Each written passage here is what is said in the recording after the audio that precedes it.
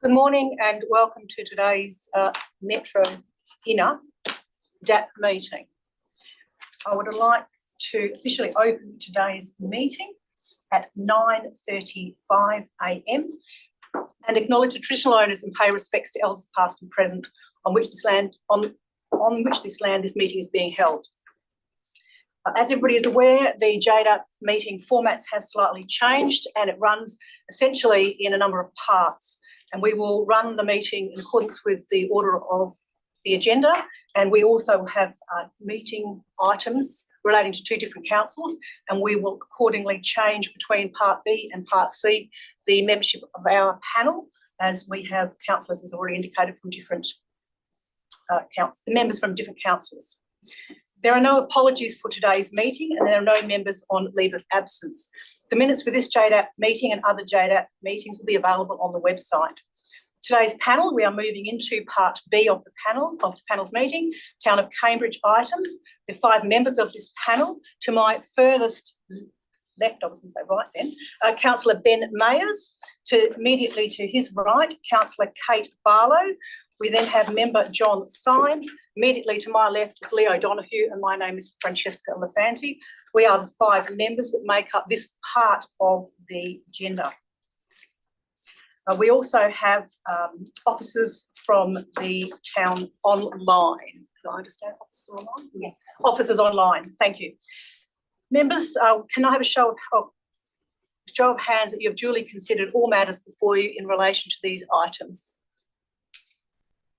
That is unanimous for the panel. Members, we are now moving to disclosures of interest.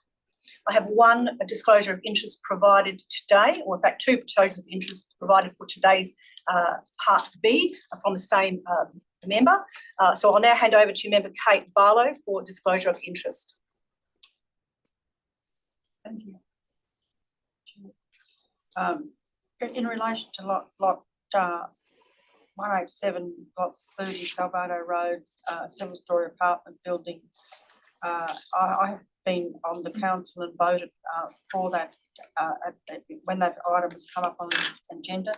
Therefore, it may be seen that my impartiality may affect it, but I will judge this on the merit and vote accordingly. And on 4.2, once again, I've been on the Town of Cambridge Council when this item is being discussed.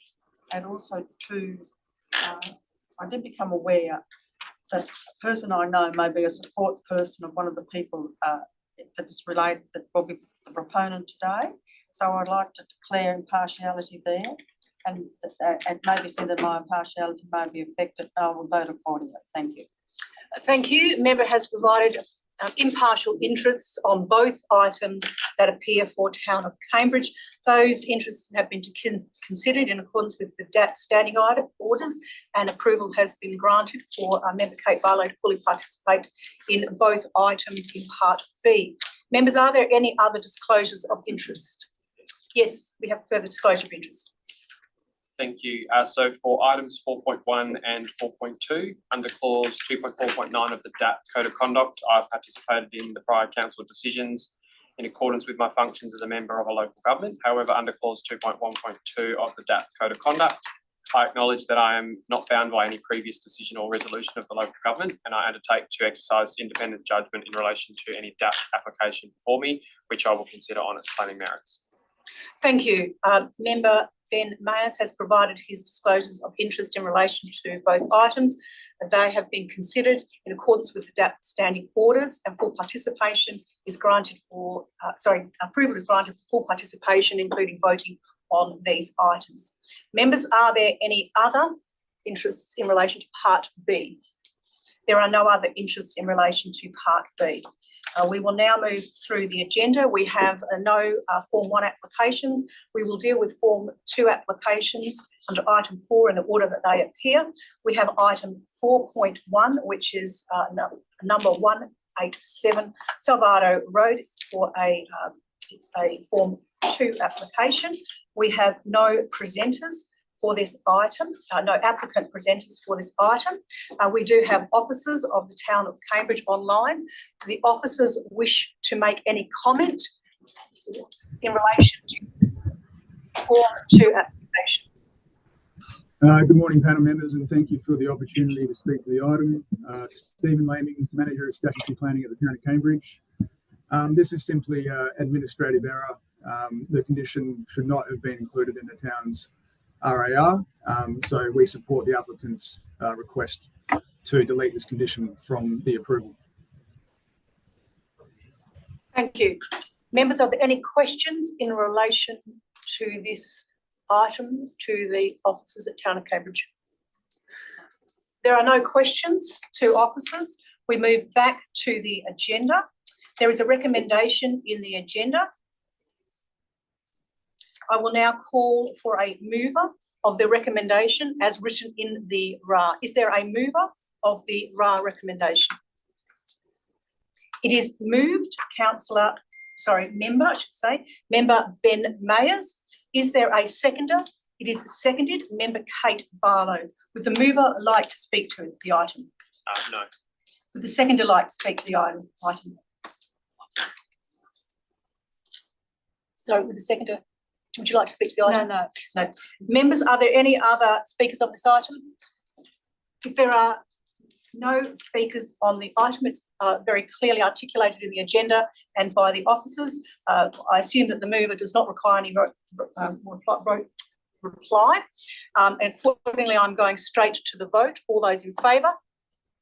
It is carried unanimously for the minute taker, and the reason is it's carried in accordance with the recommendation in the RAR and the reasons as outlined in the report.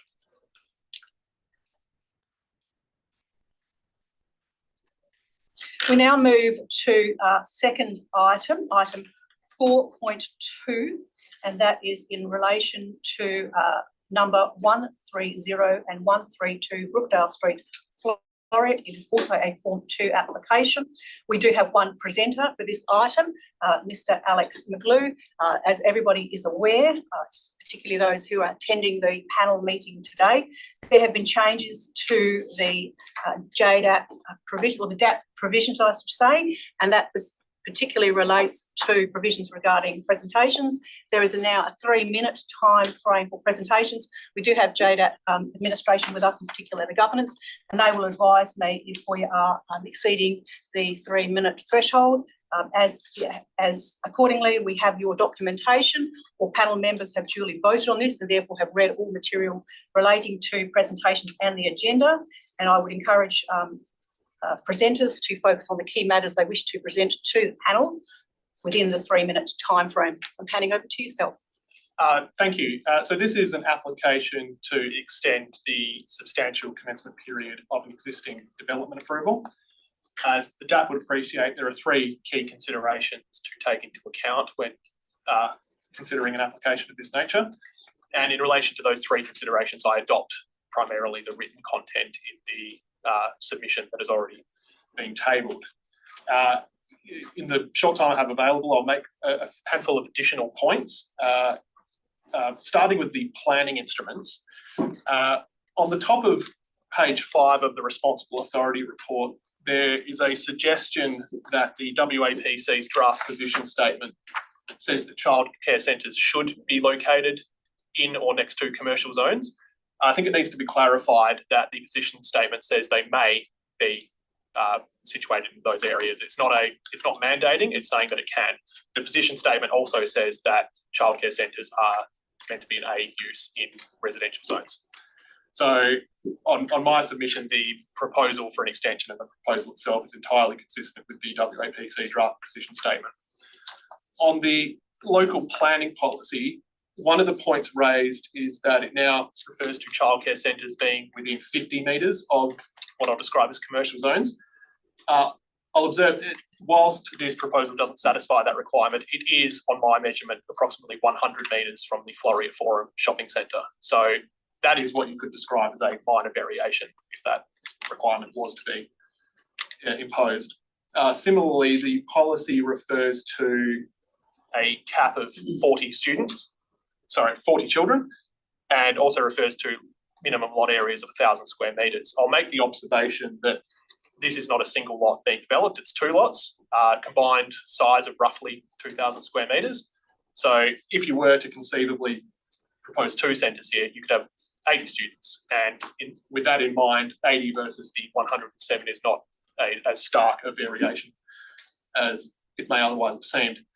So I reinforced my submission that the planning framework still contemplates a childcare centre of this proposal, and I'd say that development approval would still be granted today. On the topic of efforts towards implementing, I acknowledge that the application itself was a bit lean on this topic, so I have taken further client instructions which I obtained over the weekend.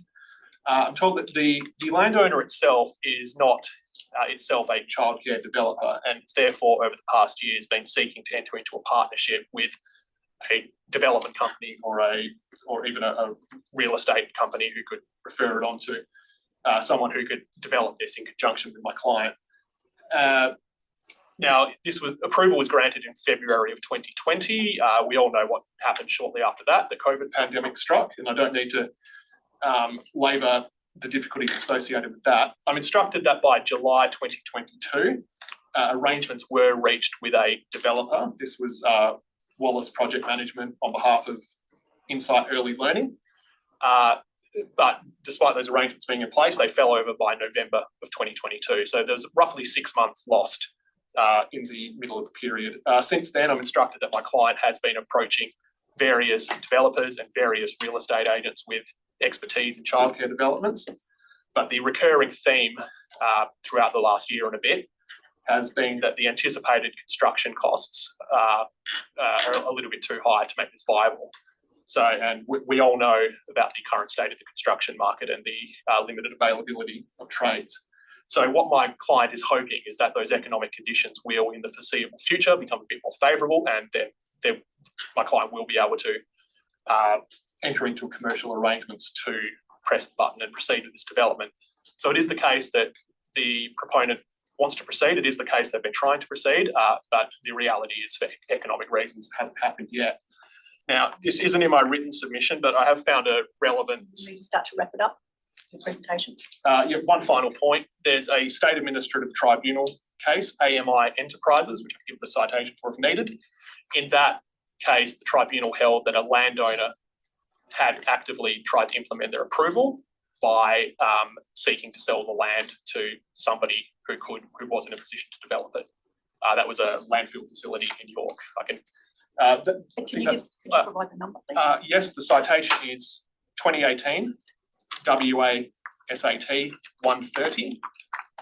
A particular paragraph to consult be paragraph 167. That concludes my presentation. I'm happy to answer any questions, and my client's planner and representatives of my client are also available. Thank you. Panel members, any questions to this presenter? I have one question to you. It specifically relates to, and it might be the planner. You for this item? No? I think that Row Group were on the screen. Okay. Nathan Stewart from Row Group. He unfortunately wasn't able to make it in person, but he's... Is Nathan on? He's there electronically. Okay, sorry, I see you. I have one question. Question is probably to both of you, in fact. My question relates to the agenda. In particular, my question relates to the application form that is in the agenda. I'll give you time to go to it. The application form, application form, refers to the proposal before us as a request for a change or an extension of time for 2 years. Your commentary in your reporting, your supporting documentations refers to a different timeline. Can you provide both, either of you can provide a comment on that? As this is what I'm really getting at is your supporting documentation is different than the actual application that's been submitted that we have in our agenda. I can comment on that. Apologies, that was an error on the application form. The supporting report that went with the DAP Form 2 application was seeking 4 years. It was an error on the application form which said 2-year extension.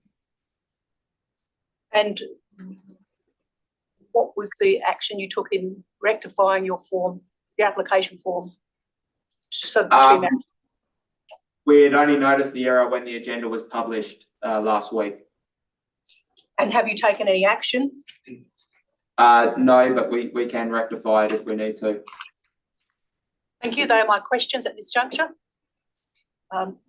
Any further questions to the first presenter? I've got a question then on that time. So they're now seeking a 2-year extension. The application form in the agenda, it says the nature of the application is described as a request for a 2-year extension, and the applicant's commentary was for a 4-year extension. I was seeking to clarify that aspect, and I will speak to that at a later point. Are there any other questions to the first presenter? If not, we will go to the officers at the Town of Cambridge. I have Kane Smith and team. Would you like to make any comments? Yeah, so Stephen Laming, Manager of Statutory Planning at the town. As noted, the application planning report seeks to extend the term of development approval by an additional 4 years, which would be until 2028, which would result in a total approval period of 8 years since the JDAP initially approved the development in 2020. As discussed previously, the legal test in assessing the request to extend the approval period are whether the planning framework has substantially changed, whether the development would likely be approved now, and whether the applicant has actively pursued implementation of the development. I'll just run through these 3 considerations and outline why the town recommends the application should be refused. So as outlined in the RAR, the town's position is while the planning framework has not substantially changed, since the development was approved, the state government has undertaken considerable work and consultation regarding the appropriate location and intensity of childcare premises when located in residential zones, which the town has reflected in its local planning framework. In the town's RAR, we acknowledge that the state government's draft position statement is not a due regard document, and the applicant in their presentation notes emphasises that because it's not a due regard document, it should not be given any weight when determining the application. However, the fact that the state government has done considerable work in preparing the draft position statement, including undertaking extensive consultation with local governments, should be given some weight. It is noted that the state government undertook preparing the draft position statement in response to an increase in proposals for childcare premises located in residential zones, such as the development, the subject of this application. So while the town acknowledges that the draft position statement is not a due regard document and its stated purpose is only to provide guidance for local governments to prepare their local planning instruments, it did not exist, and the state government had not provided any guidance on the appropriate location and intensity of childcare developments in residential zones when this development was originally approved. But we now have that guidance, and if the same development was proposed today, the town's position is that the development would likely not be approved, as it is not appropriately located and is of an intensity that would have an adverse impact on the adjoining residential properties. And these were concerns that were raised during the original application. Regarding whether the applicant has pursued implementation of the development, the application in their presentation notes has emphasised that it is irrelevant if works have substantially commenced for the assessment of the application to extend the approval period. The applicant states this because if the works had substantially commenced, the application would not be required as the approval would still be valid. It is important to note for the applicant and for the panel that the legal test does not consider specifically whether works have substantially commenced, because as the applicant has pointed out, that would mean this application would not be required. What the legal test is considering is whether the applicant has actively and relatively conscientiously pursued the implementation of the development approval. What this refers to is, has the applicant made any other actions that would indicate that they are serious about implementing the development approval? In this case, has the applicant submitted the building permit application? No, they have not. Has the applicant submitted a subdivision application to the Planning Commission to amalgamate the 2 lots, which is a condition of the original development approval? No, they have not. The applicant has not demonstrated that it has taken any proper steps to implement the development in any other form or manner whatsoever. The planning report states that the owner has not pursued implementing the development approval due to increased construction, labour and borrowing costs, but only makes this as a broad statement and provides no evidence for the town or the panel to consider. In summary, the applicant has not demonstrated that they have a genuine desire to commence the proposed development, and for these reasons, the town recommends to the JDAP that the application be refused. Thank you. Thank you. Panel members, are there any questions to the town officers or to the earlier presenter?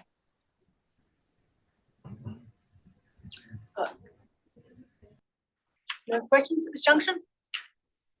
I have no questions either.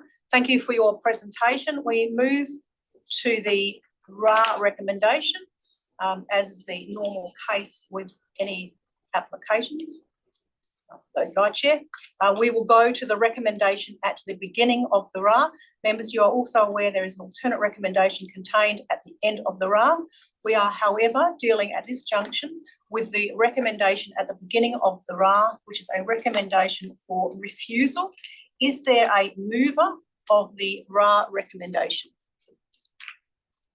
It is moved.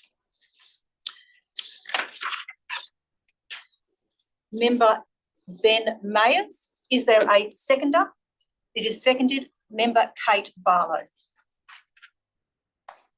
Would the mover like to speak to the item? No. Would the seconder like to speak to the item? No. Are there any panel members that would like to speak? Yes, John Syme. Yes, no, I won't be voting for this amendment. I won't be voting for this proposal. I rather I'm tending towards the alternate recommendation. There's a couple of reasons for this. First of all, I'm not convinced that this wouldn't be approved in the current planning framework. I think that having sat through all of the hearings on this that have come to the DAPs, and there's been 2 or 3 of them, I'm pretty satisfied that the planning framework hasn't changed sufficiently for it to at least have a pretty good chance of having some sort of approval on the current terms.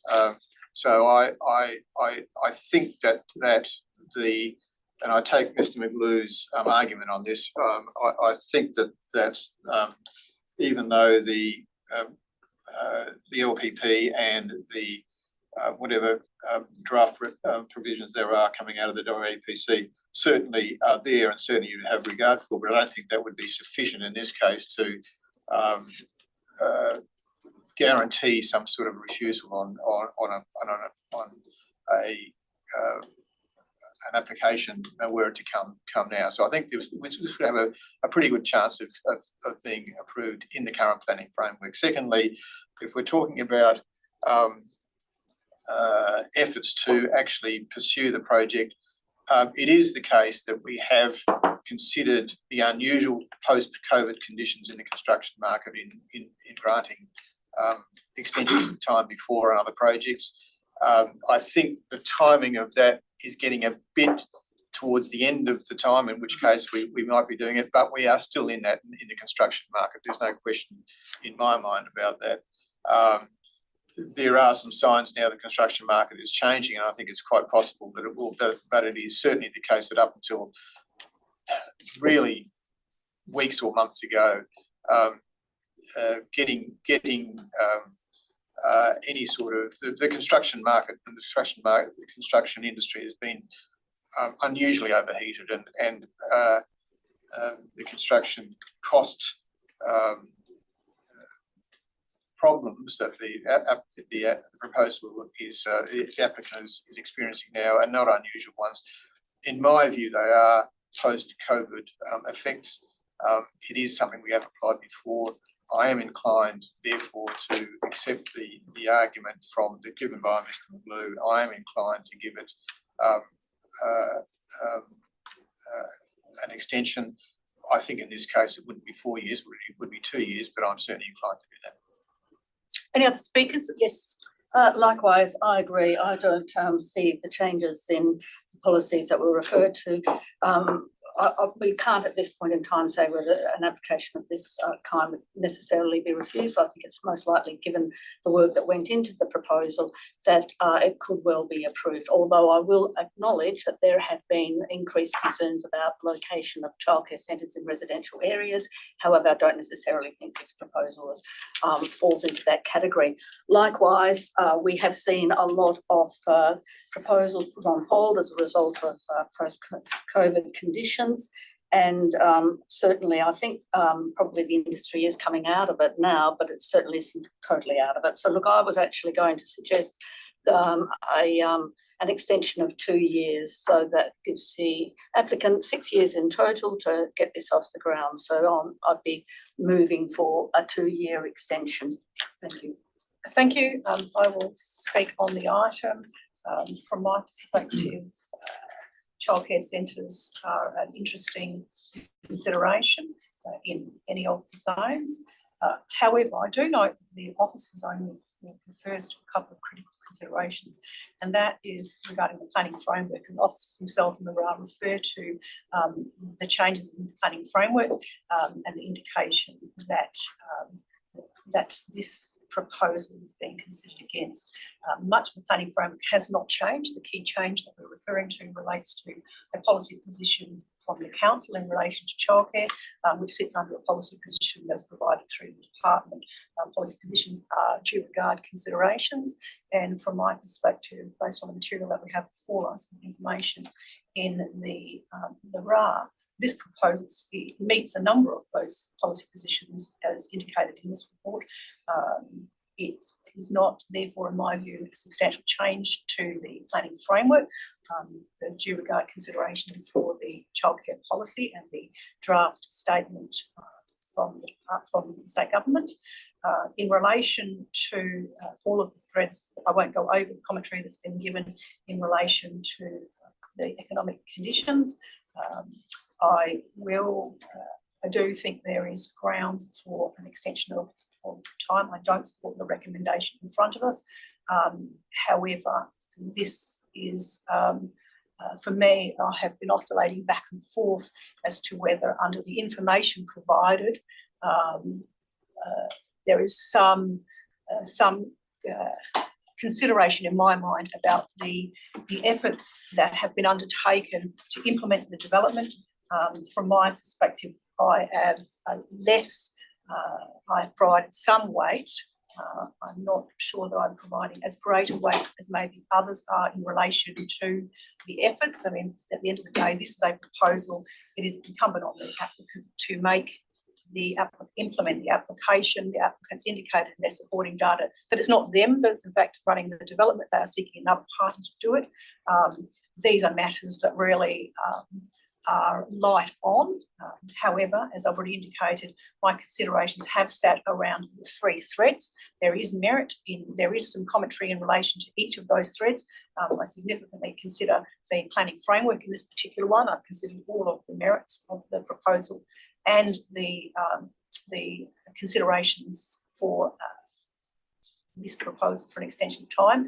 As I say, it's for me it's on a threshold question. I think there is merit in giving an extension of time, but this is really the applicant's going to need to provide some considerations in that space. I don't see that the carte blanche refusal of this proposal based on the information provided in the RA is appropriate, and I don't support the recommendation as is moved at this juncture. I move back to the mover for right of reply and close off debate.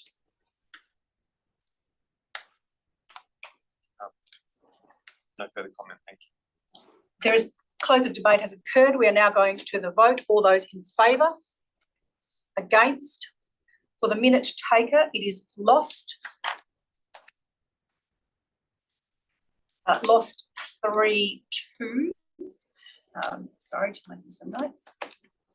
We now move to the alternate recommendation that is contained at the rear of the RA. The alternative recommendation is for consideration.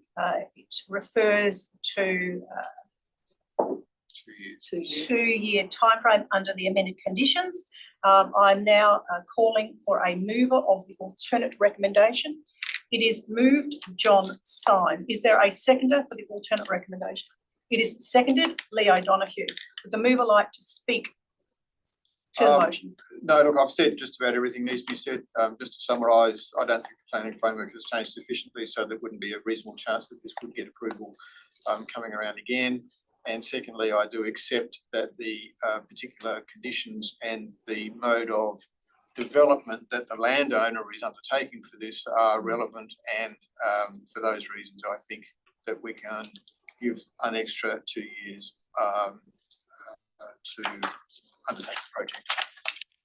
Thank you. Would the seconder like to speak to the item?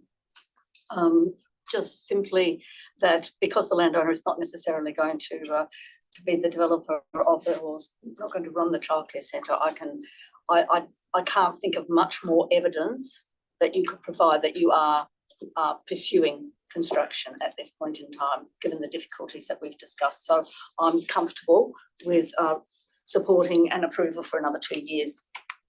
Any other speakers in relation to this motion?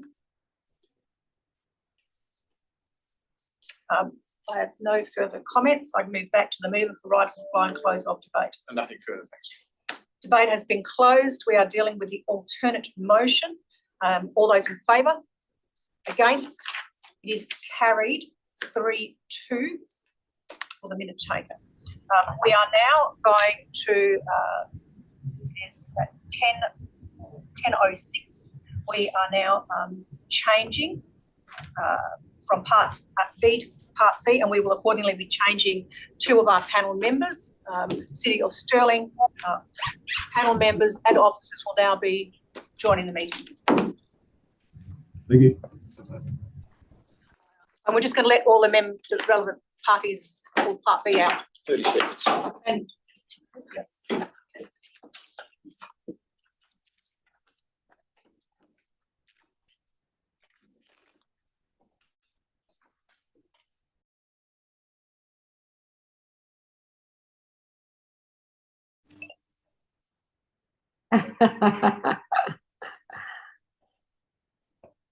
Hi everyone.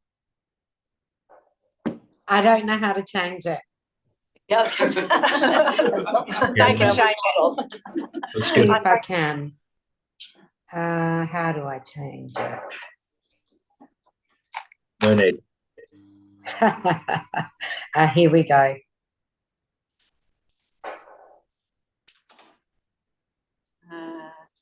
Okay. It's not the one. Excellent. So we have we've got here. No, I'm just going to check this one. So I've just got an agenda format that I need to sort of get my head around a little bit. Yeah. Okay, so we have member Suzanne Migdale and member Michael. Michael, how do you pronounce your surname? Dudek, is it? Dudek, yeah. Dudek. Okay. Dudek. Thank you. And we have officers. There's 6 officers in the room. Could you just run through who's actually in the room?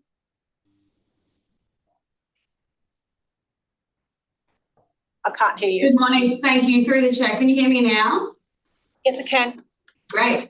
So we've got left to right. We've got Adam Stilitano, Michael Italiano, Dean Williams, Karina Bowater, Giovanna Labacca, and Peter Prendergast. Thank you. We are just about to have a full panel.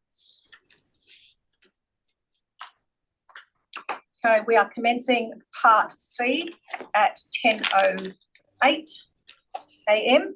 and we are going in accordance with the agenda. We're going to declaration of due consideration. Panel members, you are both on screen, visual and in person here. Can I have a show of hands that you duly considered all matters before you on today's agenda? That is unanimous for the minute taker. Members, are there any disclosures of interest for items in Part C? There are nil disclosures of interest.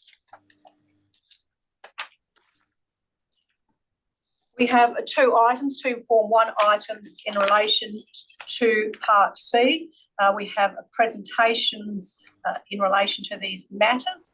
We will be dealing with the items and presentations in the order that they appear. Accordingly, we are now going to item 3.1, which is number 194, the Esplanade, and number 5, Brighton Road in Scarborough. We will move first to the presenters. We have two presenters, Dennis Chu and Matthew Kane. As I've indicated, I don't know if anyone was in the room previously, JDAP standing orders and JDAP provisions have altered. There is now a 3-minute limitation on your presentation. I note that presentation 1 has a number of slides. You will need to ensure that you meet to those 3 minutes, and we obviously are running some provisions some timelines in relation to that.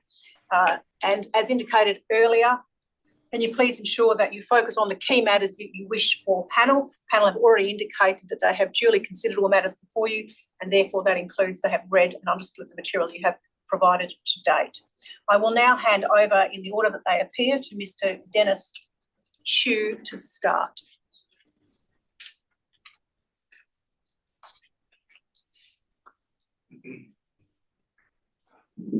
Sorry, it's the presentation. PDF.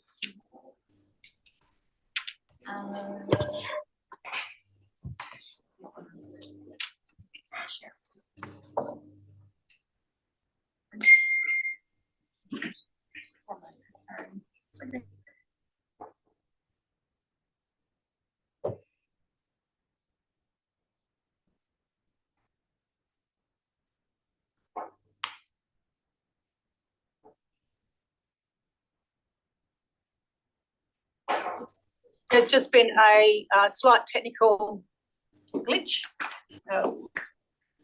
We will now be. There's no port for this as well. Have you got a C port? No, that's on the C port and this. Oh, you can take that out. Just take that out. No, as in there's a different. Do you need a C port? Oh, you need a USB-A port. It's okay. We'll just bring it up on our emails.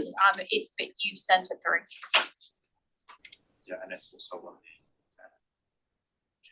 On the agenda? Yeah, it's in the agenda, the deputation section. We've got copies.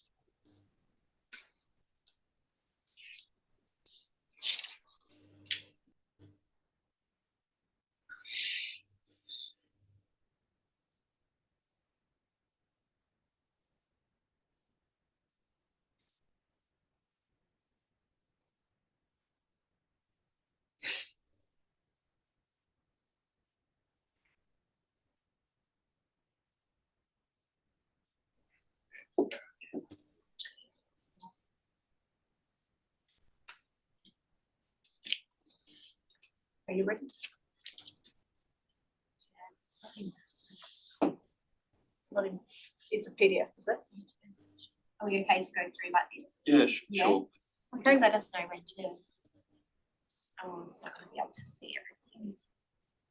We'll control L. L to go full screen. Amazing. Yep. All right, are you ready to start? Thank you. Over to you. First and foremost, I will wish to acknowledge the Wajirunga people as traditional owners of the land which we gather today, and pay my respect to their elders past, present, and future. Okay, good morning. My name is Dennis Chu, alongside with my dedicated team member, we are DKO Architects behind the proposed development at 194 the Esplanade, Scarborough. Understanding the significance of the site, our architectural vision is centered on creating a sculptural piece that not only enhances the Scarborough streetscape, but also revitalizes the corner of the Esplanade and Brighton Road. Our journey has involved a thorough process in collaboration with the local government, culminating in 4 design review panels that have led us to achieve design excellence. We are grateful for the guidance and insight received throughout the process, allowing us to contribute meaningfully back to the community. Can we go to the next page, please? As illustrated on the map, the L-shaped site is situated on a prominent corner surrounded by emerging development up to 29 stories.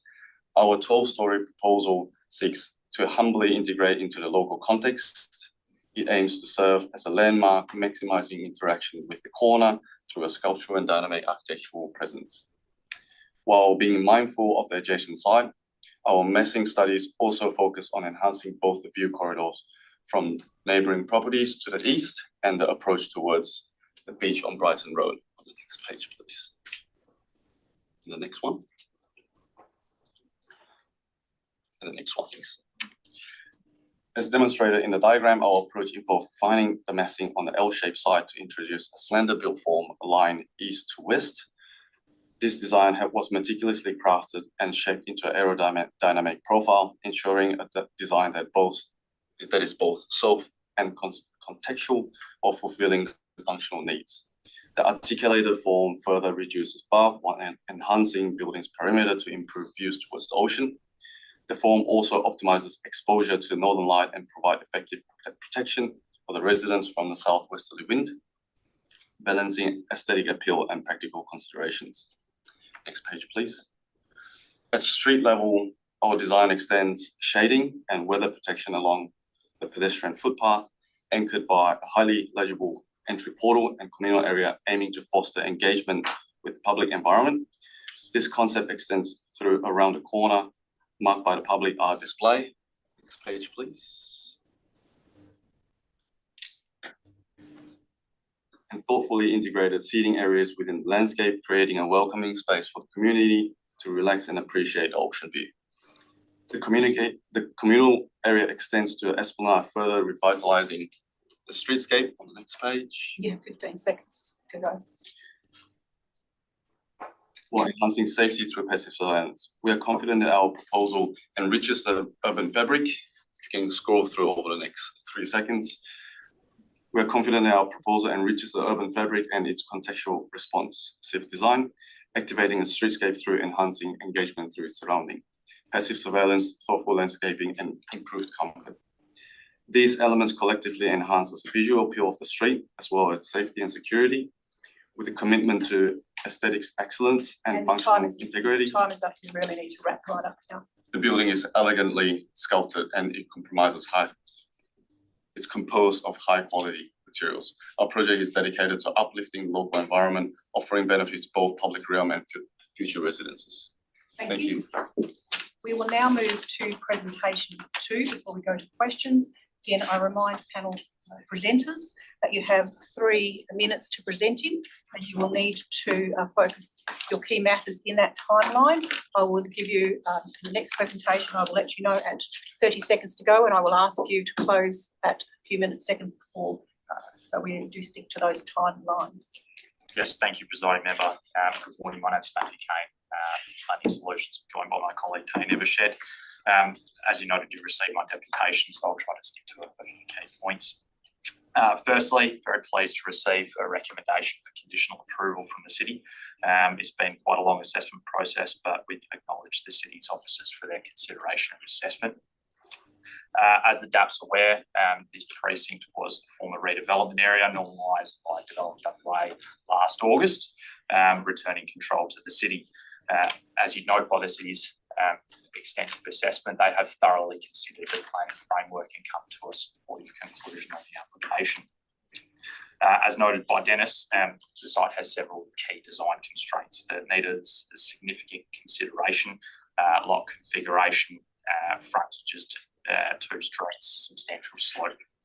These matters have been considered through the design process with the project architects and refined through collaborative engagement with the City's design review, 4 sessions in total, resulting in an outcome of design excellence by the City's DRP. In terms of modifications to conditions, as set out in the Reg 13 request, we have sought a number of modifications to the conditions. Most of those have been agreed last week with the City, and there's a separate attachment there which notes those condition changes. I'm happy to go through those if there are any questions. Before I note the 2 conditions, I just note in the Reg 13 request, there was mention of condition 9 and 33. Condition 9 was actually changed in agreement with the City's officers. That change was to the trigger on the condition, but that's not noted in the Reg 13 updated conditions from the City. I can point that out if required. Condition 33 referenced in there was simply a request for clarification on stormwater containment. Moving to the two conditions, conditions 1B, which requires relocation of access and reduction of store area. We'd seek that the DAP delete the conditions. I've noted some reasons for that in my deputation summary. Ultimately, all of the stores and the access points to those stores have forwards rollers which provide maximum access and functionality. They're also specifically designed to be adjoining a visitor bay rather than a resident bay. The visitor bay is used less frequently than the two residential bays which will be allocated to each dwelling. If you are going to retrieve something and there did happen to be a car in the bay, you can probably go back upstairs and come back at a different time. It's not an issue. Relocation of the doors to the resident bays, given the tandem arrangements, is likely to actually require substantially more impact on vehicle parking arrangements within the basement. It's not as easy as just moving one car because the roller door needs to be quite wide given the size of the stores. We'd request that delete condition 1B and subsequently adopt supportive delete condition 4, which references 1B also. If that were not of mind to delete the condition, I'm instructed by the client that if it was an issue to do with access for residents, they'd be open to adding a second door to the store on the adjoining the resident parking bays, a hinge door for separate access if there was an issue in terms of accessing the property. Regarding condition 18, as set out, we'd seek to remove the wording and maintain for the life of the development. As you all be aware, development of this quality will be around for a significant period of time. It's a high quality development. Maintaining landscaping within the verge for the lifetime of the development is seemingly very onerous and not something that would normally be required. It's commonplace. You might see a condition that says it's to be maintained, planted and looked after for a period of say 2 years. Pretty common within the city's road and verge. There are seemingly no real reasons to be maintaining a small amount of planting at grade in the verge for the lifetime of the development. Again, I'd note that in discussions with our client, we would accept the condition and said we would agree to maintaining it for a period of 2 years, the soft landscaping components, with the city to then maintain verge after. We understood from the city's previous discussions and the RFI request, part of the reason for reducing the original design of the verge, which was substantially more than what is shown now with some tiered landscaping and retaining. There was some concerns. Thank you, I'll wrap up. There was some concerns around maintenance for the city in the future. We understood that the city would maintain the verge as is commonplace. To require the owner to do that for a lifetime is seemingly onerous. Sorry, you're now well over time. Thank you. End of the presentation. That's fine. The proposal is very consistent with the planning framework. Thank you. Thank you. Presenters, sorry. Members, you've heard from two presenters. Would there any questions to both presenters? First to John Syme. Yeah, what's the dimension on those visitor bays? If they're in front of the storage, how big are they? It's 2.5 by 5.5. 5.5. Any other questions from panel members? Yes, Suzanne, member Suzanne Bigdale. Thank you. Just a quick question around the public art wall. I'm trying to understand the dimensions of it.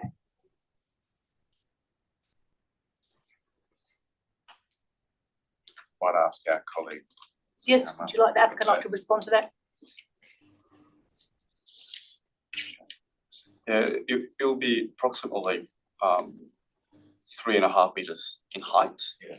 From a width perspective, I suppose it's a contribution. It wraps around the corner, and I'll say it's a perimeter of again the 3 meters to 4 meters. Yeah. Well, and I would also, I think, to be fair to the public art installation, I think it's a discussion that is made to have with the public artists with the 1% contribution budget, and it will be to be determined as it comes. Yeah, the only other thing I'd add is the officers may speak to this perhaps later, that through the design review process, the design review panel was very keen to have some input into the public art proposal. So it's our understanding that when, in accordance with the condition, when a public art proposal is presented to the City of Stirling to allow conditions clearance, that they will engage back with their design review panel to ensure that the public art meets their expectations and aligns with the quality of the development we're delivering. Any other questions from, yes? Yeah, can I just pursue this verge maintenance issue? I wasn't aware that it was commonplace for the city to maintain verges even in this area. Wouldn't it be normal for the landowner to maintain the verge? I mean, this happens for most verges around the city. Yeah, I think it's a slightly different case in this scenario because it's not a standard residential verge with some grass on there. There's there's public footpath, there's public infrastructure. What we've discussed with the city was that originally we had a different design. We've reduced that to come back to a scale that's simply some at-grade planting, which we're certainly acceptable to plant as the condition requires and maintain for a period of 2 years. Street trees that would be in there, again, are generally maintained if they are required to by the city. Paving treatments, there are obviously concerns that if there's cracked pavers from a truck going down the street, that's sort of out of the control of the applicant and developer. The city's condition as it reads suggests that any form of maintenance would be required to be maintained by the developer, which seems onerous. So, but a substantial part of your landscaping provision is actually in the verge, it's actually in the public spaces. It's been substantially reduced. It's actually just some at-grade planting, I think 2 trees and a bench. The rest of it has been brought back within the lot boundaries. But was it included in your calculation of overall landscaping? No. So it's separate and it was applied. So as far as you're concerned, the verge landscaping is extra, it's not Correct. Yeah. intrinsic to the whole. Yes, correct. Any other questions from panel members at this junction? If there's no questions, you can come back shortly. We will go to officers at the city and then we can come back for further questions. Officers, do you have any comments you'd like to make?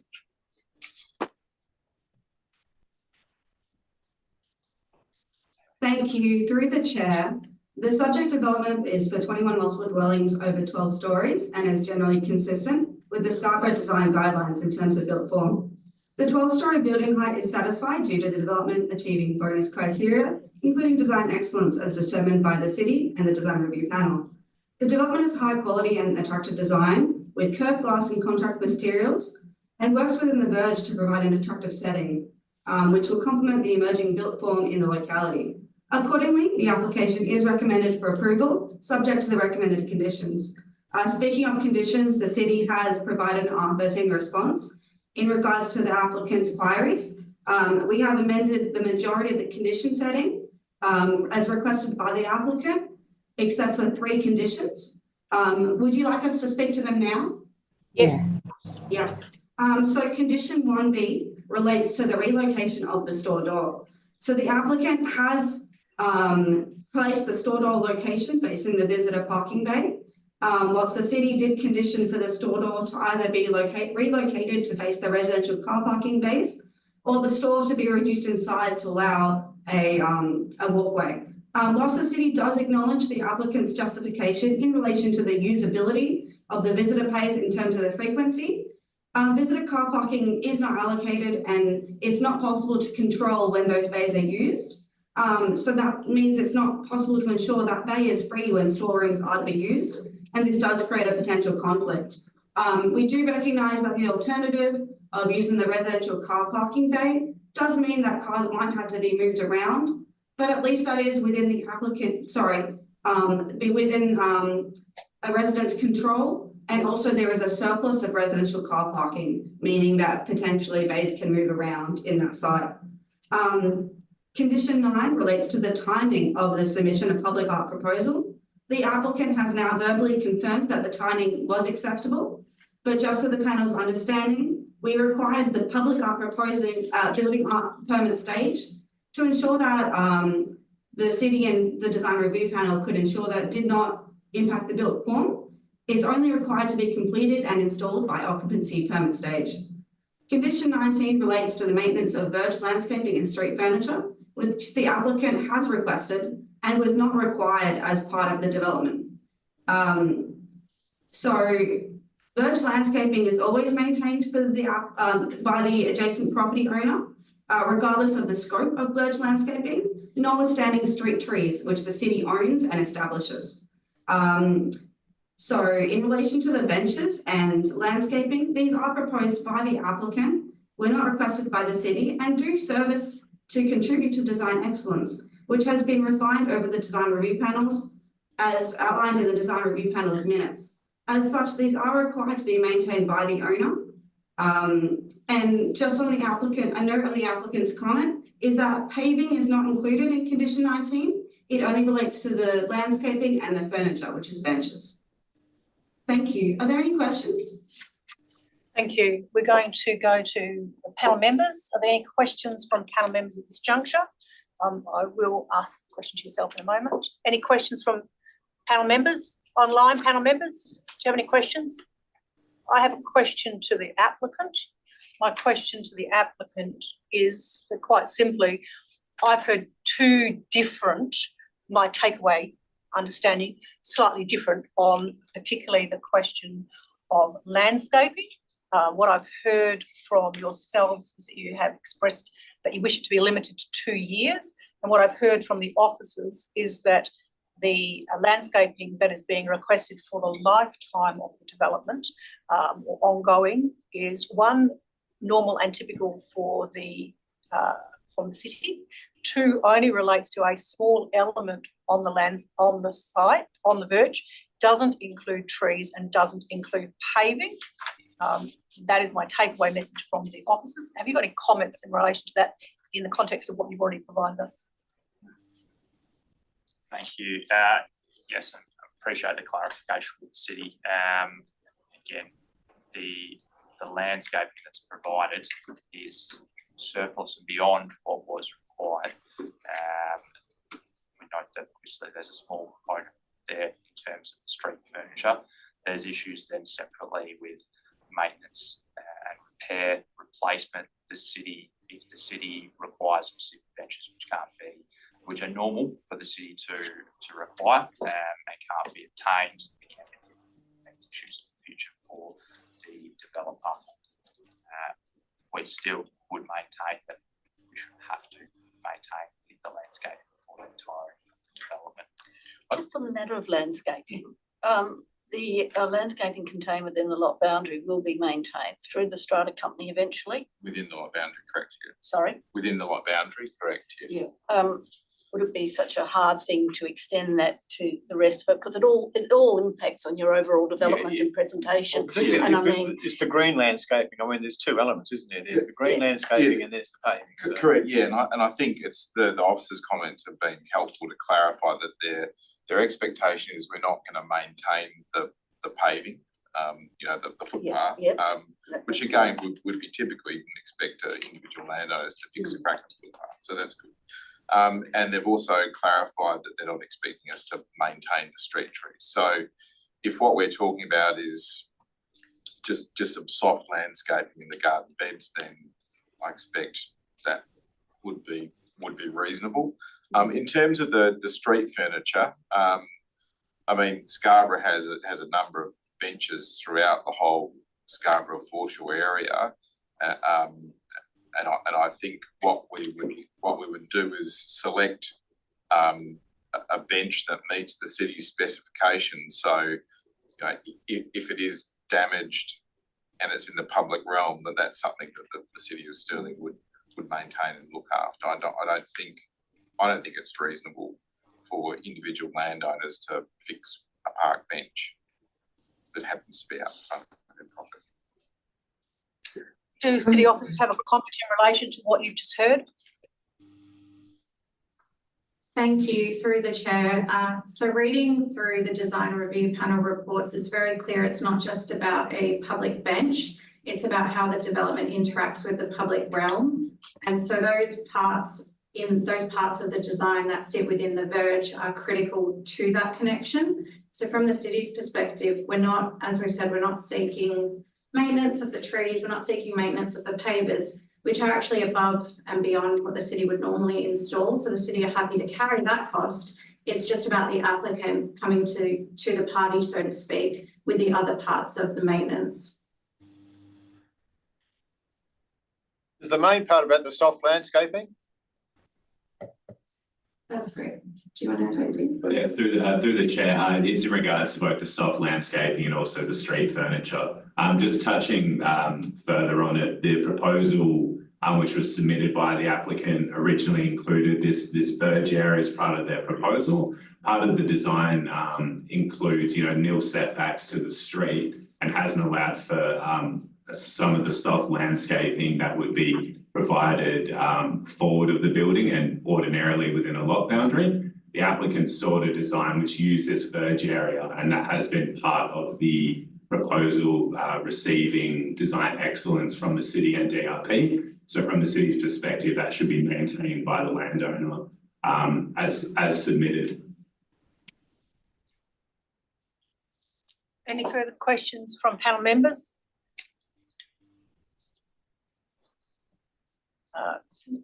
Did you want to provide a comment? I'm interested in taking a comment. I just have a separate clarification on the allocation of visitor parking bays. Unless you've got other questions about the landscaping.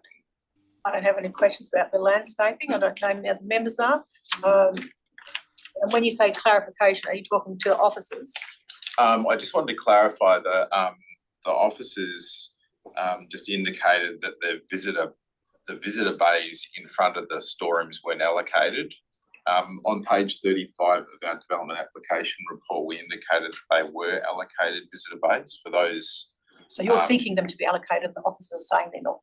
Is that correct? I'm not sure what the officers are saying. What I'm saying is our report clearly says that those visitor bays in front of the storerooms are allocated. I'll get clarification from the officers, but I read it as being the officers have indicated in their report that they are not allocated visitor bays. That's my reading of the documentation.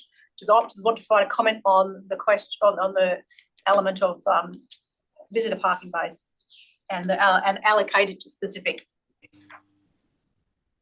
Through the chair, so our understanding is that the visitor bay should be available for any visitors to any residential dwelling. That's how all visitor bays to all multi-dwelling and mixed-use developments work, and that's the condition setting that we usually apply.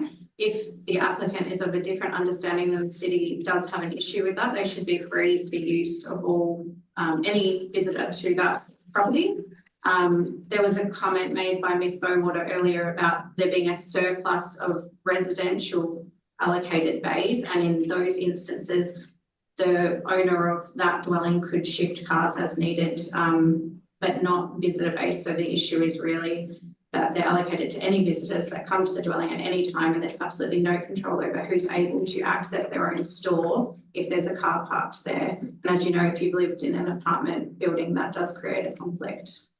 And if I could just add to that as well, there are not enough visitor parking bays for each dwelling to be allocated a visitor bay. So there actually aren't enough for that to be allocated to every unit either. Thank you.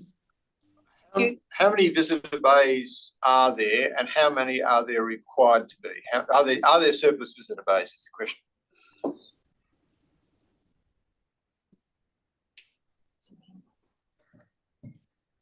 Answer the question if you like. There's 13. Yeah, so there's 5 visitor bays are required, 13 are provided. So it would be possible for them to allocate 8 bays. Well, in theory. Thank you. Through the chair, allocating visitor car parking bays isn't standard practice because it's not necessarily that one unit might have 1 visitor, but one unit might have 5 visitors on one particularly given day or so on. So generally speaking, that's not something the city is open to considering. Additionally, sorry, the calculation of visitor bays is based on the overall development, and that's how they're calculated based on those number of dwellings and they're shared between them and not individually allocated. No, the question is it possible in the event that there are only five visitor bays practically, and that's still compliant?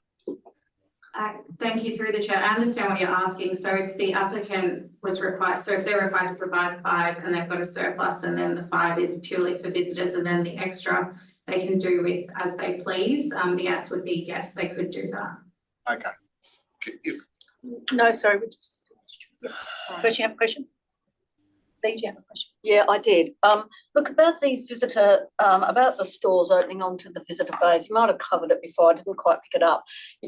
You've got wheel stops, so I'm still trying to get my head around why the doorway to the stores in front of the visitor bays have to be changed, given that there'll be wheel stops and there will be enough room, I would have thought, around for people to get into their store. Can you just give me some clarification around that, please? Thank you, through the chair. So the reason the city required the doors to be relocated or for the space to be increased is because there is a small amount of space between the store door and the wheel stop. It's not much. And looking at it, say if there was a bulky item which might be stored in the store, the city doesn't believe that's sufficient space to take something out of the store. Just additionally, and that's as part of the condition setting why the city provided an alternative for the stores to be reduced. I think they're about 10 metres squared in area, so they're quite large. So what the city has provided in the condition setting is an alternative to reduce the size by 1 metre, which would allow sufficient clearance. Generally, from a NCC perspective, for access, you'd be looking at about 1 metre circulation space. So that's why the city's alternative, the condition setting allows for that alternative to make sure there should be room to accommodate bulkier items if needed. Can I just have some commentary on that answer, please? Because I can sort of see the logic. If you have a very, where your wheel stop isn't where your boots go, or where your boots go stop. Also, just as a supplementary question, which you might address at the same time, what do you see the difference? You've got a roller door, essentially you've got a big wide opening there. So if you had bulky items, presumably you'd have to shift the visitor car anyway. Yeah, so I think there's sort of two issues which are merging together, which is the access to the storeroom and the allocation of visitor bays. Our proposal is for 11 of the 21 dwellings to have an allocated visitor bay. So the visitor bay that sits in front of the roller door is a visitor bay that's allocated to that apartment. So if that visitor bay is being used by someone visiting that apartment, they can ask that person to quickly move their vehicle so they can get something out of the storeroom. I suspect it's unlikely someone's going to be rummaging through the storeroom when they've got a visitor. So that's just that first point about allocated visitor parking. There's then 10 dwellings that don't have an allocated visitor car parking bay. So what we've done is we've provided 2 communal visitor parking bays at the front of the dwelling, which service those 10 dwellings.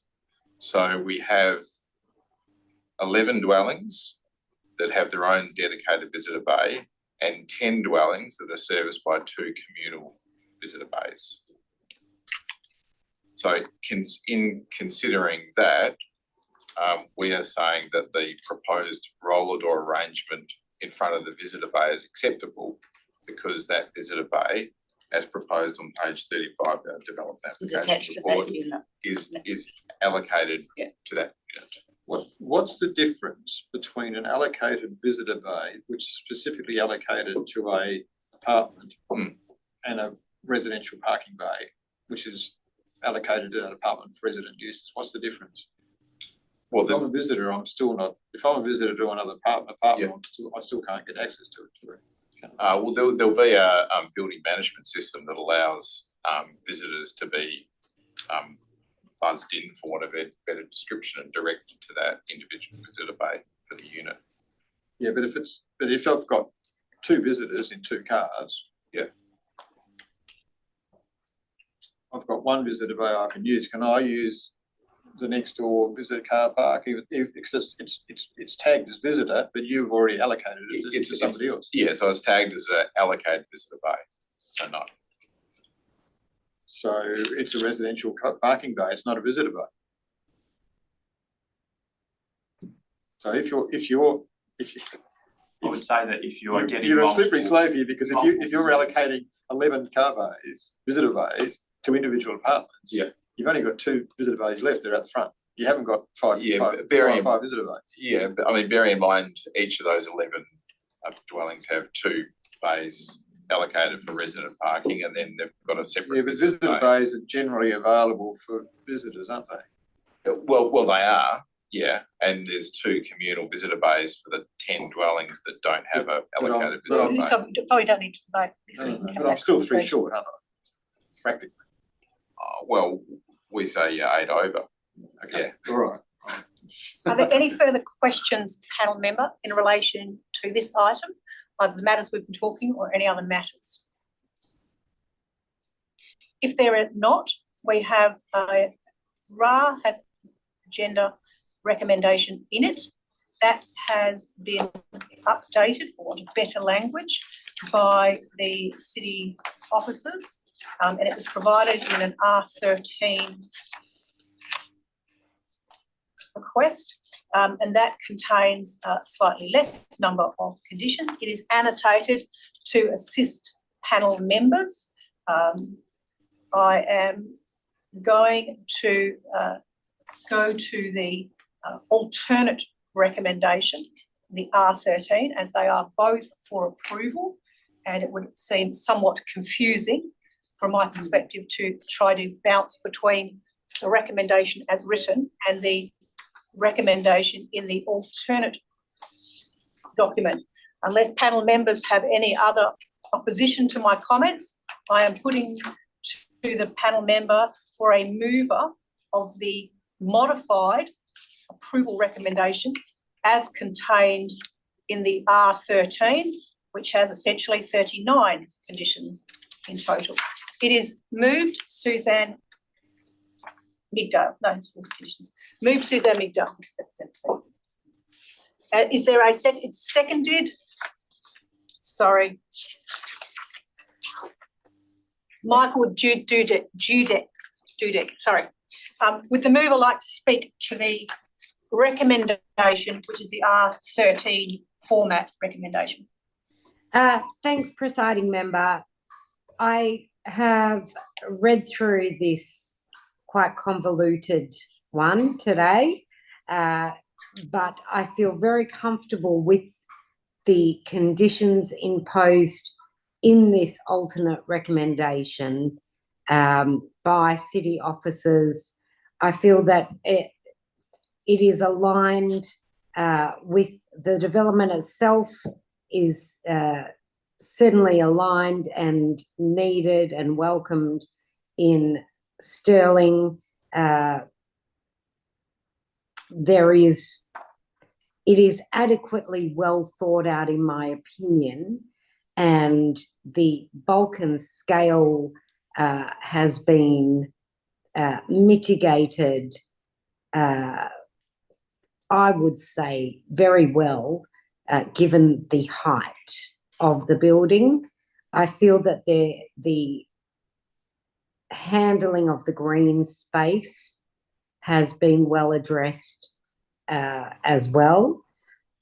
And I'm comfortable, given the conditions in this old rec, that the maintenance will be adhered to by the developer and that it will not become an eyesore in the future. And the city, of course, have clearly said they will carry the bag in certain instances, aside from what they have stated. I don't know that, I welcome everybody else's panel members' comments, but I don't feel concerned about this alternative recommendation. And I'll I'll reserve there. Thank you. Would the seconder like to speak to the motion? No, I'll just say I second those comments, and I hope it is a successful development if this does go through. But leave it there. Thank you. Are there any panel members who wish to speak to the motion? Yes. Yes, I'm going to be supporting the alternative recommendation. I think this is an extremely well-designed building. The comments from the DRP indicate it's gone through a very, very long process. It's a very important site. It's a corner site. It's just it's going to be a very important development. I think the slenderness, I think that's appropriate word, of the building will allow for view corridors. I think that's very positive. And I don't have much else to say. I am going to be supporting that the condition requiring the strata body, or not strata body, but the developer to continue with long-term landscaping maintenance for the verge area. It's not a big area. They'll already be doing maintenance on the outside of the building contained within the lot. So I don't have a problem with that. But overall, I think this is an excellent design. I think it's going to be such a bonus in that location. So they're my thoughts. Any other speakers? Yes. Yeah, look, this is overall a very good development. I do like that it's not a podium development, I think, and it's been cleverly handled. Of that, I think there are locations, plenty of them, where podium developments are not appropriate. This is one of them. So I do welcome that. I think overall it's I don't know a fair bit about the Scarborough development, and it's interesting that this is actually a very important site. It's outside of the scale of what was originally conceived, but I think the way that Scarborough is developing, this is very appropriate. I would like to propose a couple of amendments to see how they go. I think on balance, I would accept the deletion of clause 1B, if there's a seconder for that. Yeah, I'm going to second it. Okay. Is there a seconder? Yes. Yes. We're dealing with amendment 1 for the minute taker, and that is deletion of condition 1B. Yeah. And the mover is John Simon, the seconder. I think ultimately the fact that it is a full width roller door makes all the difference, and it really is no practical difference if if that roller door is set up where it is or set back a metre from the edge of that little space. So I think in terms of car parking and access and so on, I think that's something that can be sorted out in the event. So I mean, I don't think it's a strong thing either way, but I think the fact that it's a full length roller door makes all the difference. If there's bulky items which are going to be shifted there's not going to be a car in front of it anyway, and if there's not bulky items, then you can squeeze around the car quite happily. So I think for that reason 1B can come out. I accept the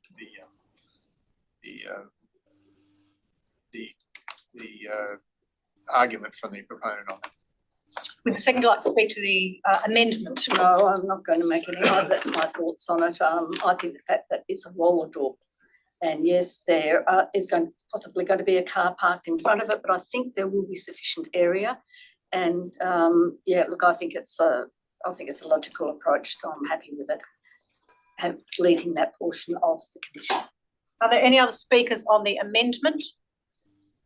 I will speak to the amendment. I do not support the amendment. I have concerns that orientation directly to a visitor parking is attempting to privatise the parking bay. The visitor parking is, as its name suggests, should be for visitors, and I have some concerns that this establishes essentially privatisation of that bay, and the stores that we're referring to are large. Therefore, the assumption is that they are intended to store the opportunity to store fairly large elements. And I don't think it's reasonable that one, the store should be obstructed, and two, that anyone that's parked in that bay should be required to relocate or move. And I find that that's just creating a modification to the way the bay allocation occurs. By all means, they can allocate and have the store opening into the private bays, but definitely not from my perspective into visitor bays. So I do not support the amendment for those reasons I've given. Are there any other speakers on the amendment? For the mover, you've got right of reply, close of debate. No, nothing more. Right of reply is completed. We are now going to the vote. All those in favour of amendment 1? Against? It is lost 3-2 for the minute taker. Did you get the? We are now, sorry, back with you, John. Yes, could I propose another amendment, please, to condition 12B, to add the words not allocated to individual apartments. So it's just making clear that 5 residential car bays are required to be not allocated to individual apartments. Okay. Is there a second? I have some questions on that. Is there a second?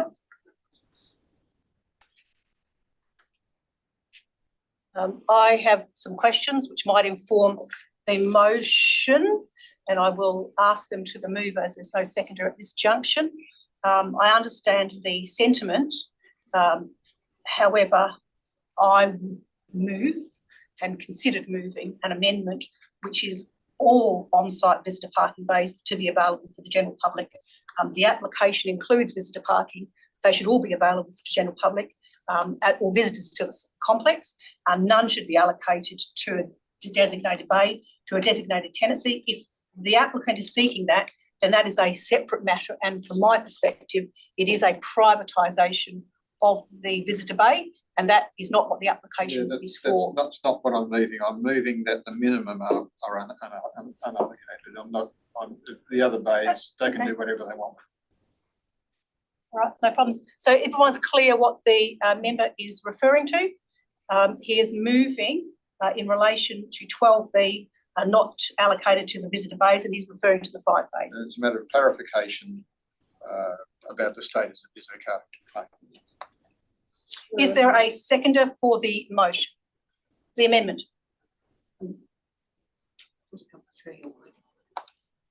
So there's 2 different commentary that's been given from members in relation to that principle. The motion that's been moved, if it doesn't get a second, it will lapse. And it's specifically talking to the terminology in the condition that refers to, sorry, I've got so many things open, let me get it open again. The terminology refers to the minimum number of conditions. So if there's no seconder, it's going to lapse. That motion and that amendment 2 has lapsed.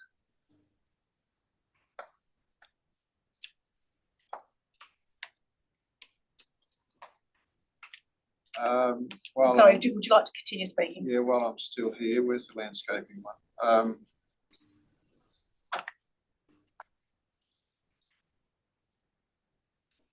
That's number 8. Let me get back to it. That is 18 in the 18. Okay, could I just add the word soft to I move that the soft verge. The verge soft landscaping and street furniture. Okay, the modification to condition is to add a word so that the condition for the minute taker will read at the beginning the soft. The verge soft. Sorry, the verge soft landscaping. I beg your pardon. Yep. So the word. Could we please clarify? Is this number 18? Yes, it is. Yes, condition 18. I beg your pardon. This is amendment 3, condition 18 in the R13 RA alternative, which is the one that's been moved onto the table at this juncture. Can we read out that new condition in full if possible? So the new condition adding the word soft. says the verge soft landscaping, everything else stays the same. That's as I've heard. from the mover. Is that Just perhaps the next sentence to make sure I'm reading the right thing. Just adding the word soft, councillor Dudek. Just So one word. Verge soft landscaping and street furniture as demonstrated on the approved plans must be installed prior to occupancy of the development and maintained for the lifetime of the development at the cost of the owners of the development to the satisfaction of the City of Stirling. So that condition 18 added one word into the condition. No worries.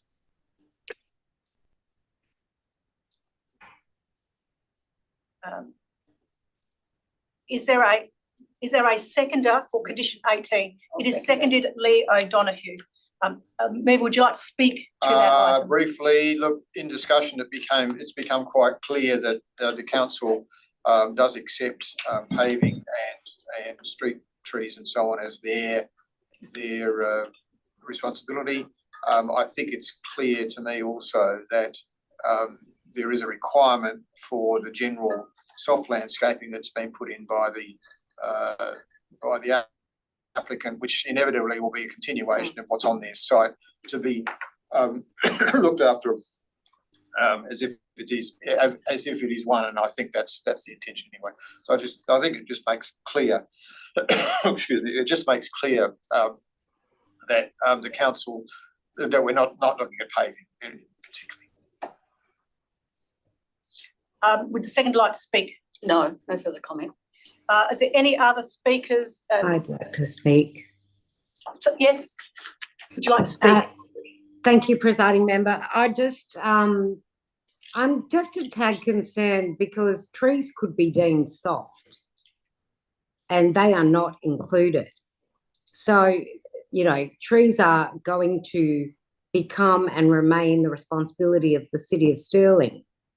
And do we see trees? I see them as soft landscaping. They're not hard, they're not pavement, they're not seats, they're not road. So I don't know that this is entirely, you know, correct. So no, I won't support the addition of the word.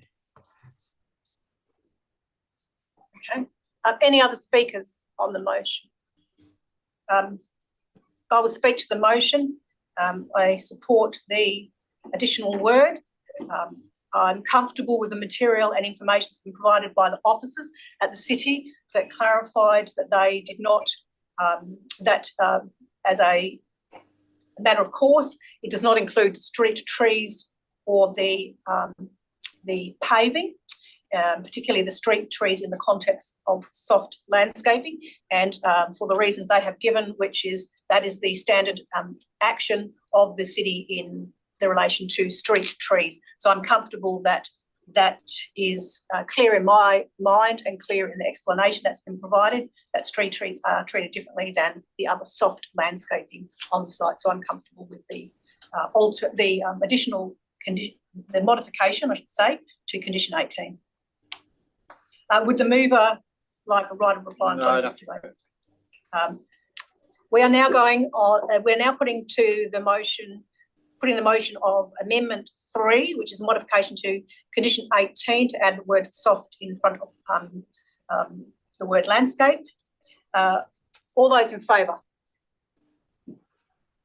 Against? It is carried 3-2 for the minute taker. Did you get the vote? Okay. We are now back to the motion. Is there any other comments you wish to make? I can't remember who hasn't spoken. Does anyone wish to continue speaking? I will make some comments. Will not repeat what everybody has said. The proposal is a nice development. It's consistent. The variations that are being sought are acceptable in the context of the planning framework that is for the site. Overall, I think the development is a good development and appropriate. I do, however, want to move an amendment. This is an amendment 4 for the minute taker. It is to add new condition 13 and renumber the other conditions below it. And this is specifically in relation to parking and access. I note that condition 12 refers to the minimum number of an allocation of parking bays as specified here. The applicant has chosen by way of application to include additional visitor parking. I do not support any on-site visitor parking being allocated. If the applicant is seeking for that to be specifically allocated, I would treat it as a residential parking. That's not what the proposal is for. Accordingly, my additional new condition 13 reads that all on-site visitor parking bays are to be available for any visitors to the complex tenants. Happy for other rewording of that, but the intention is that if they are allocated visitor parking, then they should be available to any visitor that is for the tenants in any of the locations. As has been explored and referred to today, I believe that essentially creating exclusive use for the parking bays is not appropriate, and allocating those to dedicated tenants, or tenancies, I should say, tantamount to creating them as additional residential parking bays. And I think that's a separate conversation from my perspective. Is there a seconder? Yes. It is seconded, Suzanne McDale. Would the seconder like to speak to the amendment 4? Yes, only in so much as to say I entirely concur with the presiding members' ideas and reasoning behind adding this number 4. Makes perfect sense to me, and I believe that it must be included. Any other speakers in relation to item amendment 4? Yes, John Simon. Yes, no, I don't agree with this. This is excessive. They are required to have 5 residential visitor car parking bays. If they have more bays than that, then they can do what they want with them. They can allocate them, they can make them residential. They're required to have 5 residential visitor car parking bays. And condition 12 requires that. I think it's excessive to then require more than that. Any other speakers on the amendment? I will make some closing remarks. I note the comment and objection to it. I note that the condition 12 refers to the minimum number of bays. I note the proposal includes a significant number of visitor bays. However, as I've already indicated, if the applicant wishes for those to be private bays to individual tenants, that is a separate matter, and that is subject to separate discussion. At the moment, the application before us has 11 visitor bays. In my view, visitor bays should be maintained as for general use of visitors to the complex, and accordingly, I hold slightly. I accept that there might be more than required, but the minimum, the condition clearly talks about a minimum number to be on site, but it is inappropriate for the number of bays to reduce down from 5 to essentially 2 on site. And as I've already said, the application has proposed 11, and therefore they should all be for the general public. Those are my closing remarks. We're now going to the vote on amendment 4. All those in favour? Against? It is carried 4-1. Did the minute taker get the vote? Okay, I have no other comments in relation to the commentary, in relation to the conditions as provided. I'm comfortable with the proposal inclusive of the amendments, and am supportive of the proposal, predominantly for the reasons that have been issued in the documentation that is consistent with the planning framework. Variations are appropriate in the context of the provisions in both of the Scarborough documentation. Those are the same documentation that's carried over from Development WA, but they are essentially the same provisions that relate to the development that's occurred in the area, noting that the city is undertaking its new scheme. However, due regard or limited or no regard is being given to that, given the status of it. Accordingly, it's appropriate in its context, and the variations are appropriate as indicated as well. Those are my comments. I move back to the mover of the whole motion, which is Suzanne Migdale moved the substantive motion. You have a Yes. right of reply. Just to suffice it to say, I feel that we have robustly dismantled this old wreck. Everything sits right with me. I cannot foresee any issues or dilemmas to be faced in the future by either the applicant or the city. I'm very comfortable with the outcome, and I do believe that once it is constructed, this building will add to our streetscape, provide infill, and be a positive addition to Stirling. Thank you. Thank you. Right of reply has been had. We are now going to the vote. All those in favour? Against? So we have 3-2. Is that correct? Were you for the? No. We were just going to the vote. Hang on a second. Can we just start that again? Can I get clarity? Did you vote for or against the item? Both members. We were out of sync. For the item. And member Michael Dudek? For the item. Okay, we're going to go to the vote again. We had a stall in the electronics, so I'm going to go to the vote. All those in favour? Okay, against? It is carried unanimously. Can we make a note from the minute taker that there was a glitch in the system, which meant we were all out of kilter? Okay. We are now moving to, we're just swapping, I think some people are coming, going.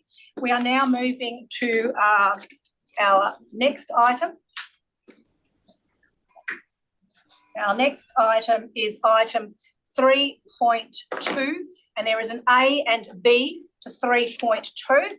Accordingly, we will deal with the presenter and officers at both the City and WAPC. I understand WAPC officers, yes, you're here, thank you, are available. So when we do presentations, we will deal with all of those. So we are now moving over to Adrian Dew. Adrian, I think you might have been here earlier. You probably heard the information about the time limit. I have my trusty clock, which gives me it. I mean, as we say, these are good for something. So once you start speaking, you have 3 minutes. As indicated earlier, we have received your material. It's been read. All members have indicated that they are across the material. And we encourage you to, or I encourage you to focus on the key matters that you wish. You don't need to do any formalities in relation to introductions. You can go straight into your key presentation. Sure. Over to yourself. Sure. I'm pleased to present to you today in support of the 5-storey multiple dwelling development comprising 18 apartments at 19 Twyford Place, Innaloo. For context, this site is located approximately a 5-minute walk from the Innaloo Mega Centre and Westfield Innaloo Shopping Centre, and approximately 500 metres from the Stirling train station. Your consideration of this application today comes 9 months after our initial discussions with the City in June last year. Throughout our dialogue with the City, we've interrogated various aspects of the development, including the general development massing, response to the site constraints, the streetscape scale and treatments, internal resident and communal space amenity, and facade detailing. Can I ask you to stop for one moment? Apologies to interrupt meeting. Councillor Migdale, can you hear us?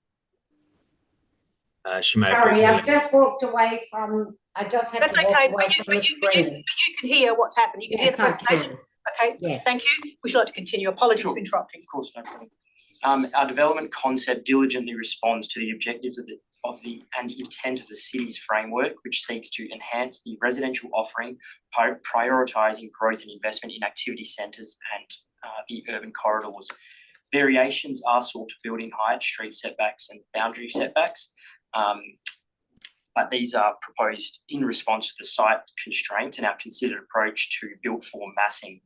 As set out within the City's RAR, we have taken a purposeful approach to the aesthetic design, providing several large openings on each elevation, stepping of the building height, alternating materials and colours to provide visual interest and break up the bulk of the development.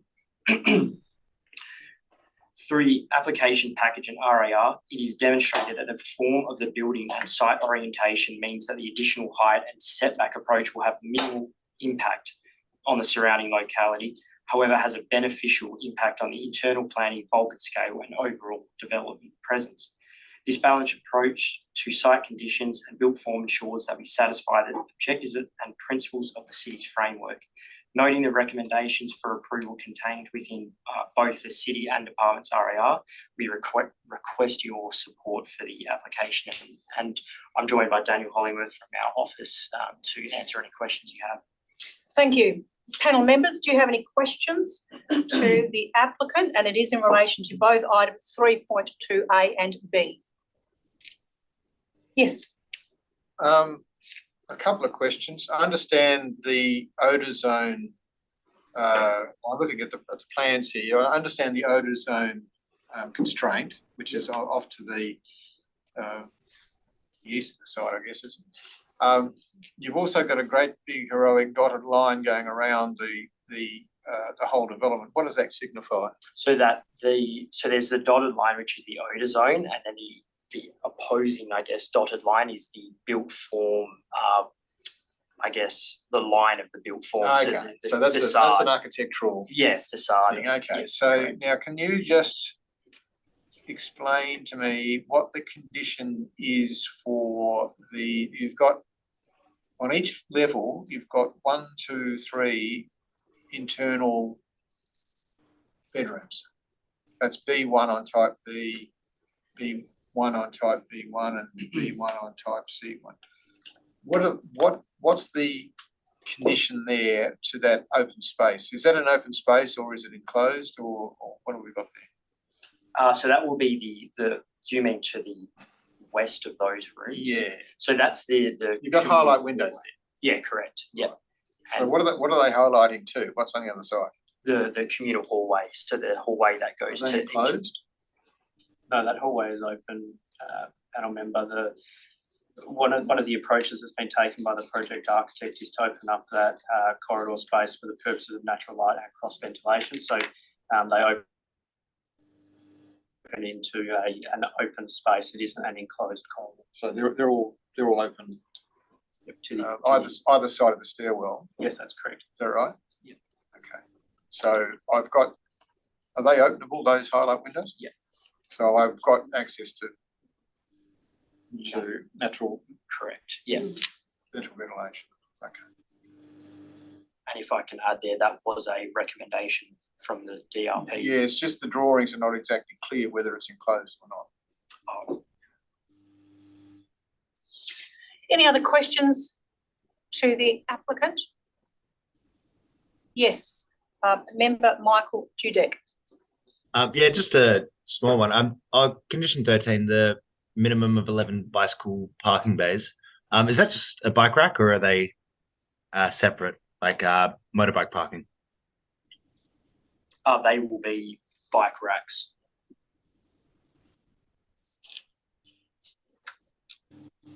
Any other questions from panel members at this junction? Thank you. Not at this point. We will now move to officers. We're going to have both officers presenting. First, we'll have City of Stirling officers in relation to item 3.1, and secondly, we'll have officers from WAPC item 3.2A and 3.2B. Over to officers at the City. Have any comments you'd like to make? Thank you through the chair. Firstly, we'd like to thank the applicant for being receptive throughout the application process and working with the city to achieve a mutually acceptable outcome. The application seeks approval for a 5-storey multiple dwelling development comprising 18 multiple dwellings consisting of 4 one-bedroom dwellings and 14 two-bedroom dwellings. The proposed development is located within the suburban residential zone of the City of Stirling special control area with the residential use supported by the city. The development is consistent with the desired character of the area, which images residential buildings between 3 to 5 stories in height. The development has been appropriately designed to minimise any adverse impacts to the adjoining residential properties, which are primarily single-storey residential dwellings, through the stepping down in height from 5 to 3 stories and the articulated building. The development has responded appropriately to the constraints of the site, which consists of the odour zone and irregular lot boundaries in order to protect the amenity of the adjoining residential properties. The proposed development provides for high quality landscaping, which is co-located within the communal open space for residents on level 1 and residential amenity on level 2. The development provides for improved tree canopy coverage and landscaping on site with 10 additional trees. The development also provides for sufficient resident and visitor car parking in response to the site's proximity to high frequency public transport. Any questions? Any questions from panel members at this juncture? I do have a question, but I'm going to listen to the next presenter before I come back to you on a question. We will now go to the next presenter, which is officers from WAPC. Do you have any comments you would like to make? Thank you. Through the chair, the department's consideration of this has been in considering against clause 32 of the Metropolitan Regions Scheme and basically consider it does meet that in relation to the zone that this land has been set for, which has been identified as city centre, the orderly and proper planning of the area and the impact on the amenity. As per our RAR, we consider it meets all those relevant points. Thank you. We have going to questions. I have a question. It's probably to all three presenters, not so much WAPC, probably more to applicant and city, and it is in relation to on-site parking. I note that there are 18 units on the complex. I note that there are 17 dedicated bays for units, leaving one unit to have no dedicated on-site parking, and there are 2 visitor bays that are indicated as part of condition 12 to be provided on the site. My question to both parties, city and to applicant, is there going to be a notification? I don't read, there's a condition, and I might have missed that, but there is no condition here requiring a notification on that unit that has no dedicated parking to say that it has no dedicated parking. That's my first question about the condition. And my second is about management. Again, I accept and acknowledge that the site is close to, is within a activity centre, it's close proximity to public transport, both train and bus. However, my question is about current conditions. Current conditions are that we are still developing our transport networks in WA, particularly in Perth, and I'm interested in the management controls that will ensure that the visitor bays are not don't essentially become a pseudo permanent parking for one of those units. So my question is notification, condition for notification, clearly articulating which new tenancy does not get the bay, and then the management about generally on-site parking. Thank you, panel member. I'm happy to answer that. The visitor parking that's been provided, perhaps, and this is a bit of a dig, but our approach is certainly much more clear than the previous application.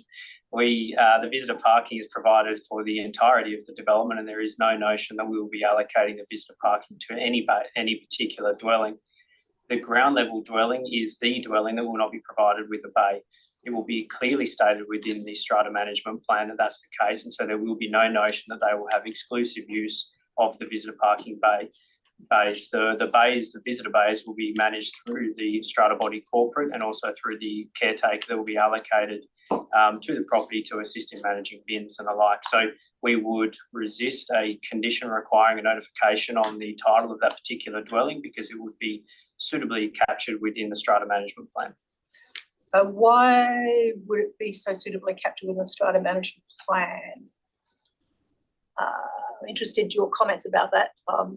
And I'm interested about that in the context of how many people are very clear about what their unit entitlements are in relation to parking, because I come from the position of most people typically assume, that's not to say that it's not contained in a parking, in a strata management plan, but I suppose my commentary around certainty and disclosure, that is not part of it. So it's very clear.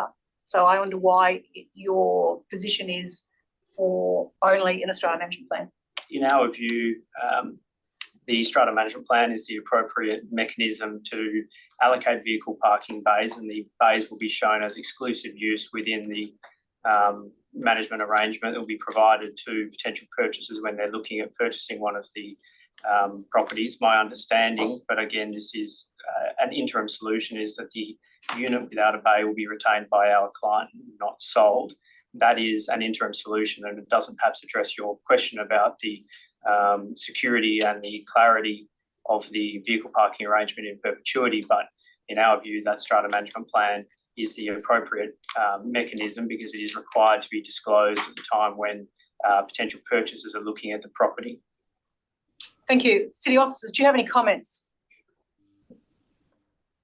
Through the chair, thank you for the question. In regards to the residential bays, the city and applicant have discussed this matter previously as part of revised plans. Due to the site's proximity to Stirling Station, the public transport along Ellen Stirling Boulevard, the reduction, the amount of resident bays is consistent with the car parking provisions. From the city's perspective, there's not an issue with a apartment not having one bay. So we're okay with the development as it stands. I know the applicant's comments regarding the strata management, and we think that would be suitable. If the DAP were of mind for some further certainty, we could see a condition for a parking management plan to be provided prior to the submission of a building permit, prior to occupancy or building permit, whichever the panel saw fit. And we think that would be a reasonable way to address. Thank you. Thank you. Any other questions at this junction? I have a second question. I note that again, it's about parking, that the minimum requirement for visitor parking is 4 bays. The applicant's providing a reduction into 2 in the context of its location. Again, this is kind of tied to the earlier question. Why would only 2 bays be appropriate in this visitor bays be appropriate in this context? I know you talk about there's currently ability for street parking as well. Why is only 2 visitor bays appropriate?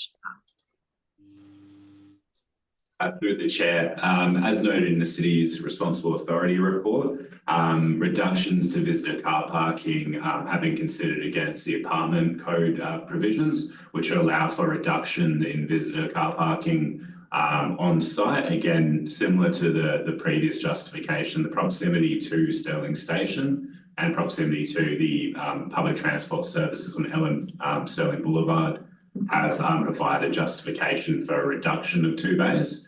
Additionally, the on-street car parking availability has been discussed in the report. There's sufficient area directly abutting the site and across the road where on-street car parking can be suitably accommodated. There's also restrictions in place currently for time-limited parking. I believe it's 4 hours, 2 hours, sorry, which would ensure that that can be managed appropriately.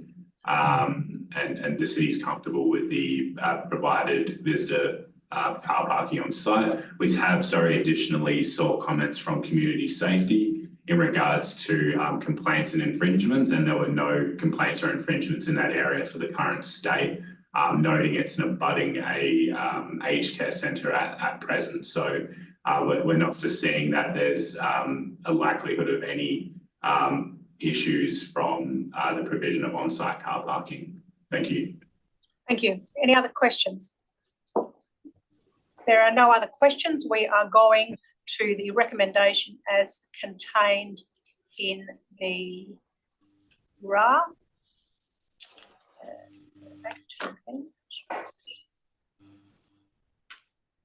We are dealing in item 3.2A, the RA recommendation for approval.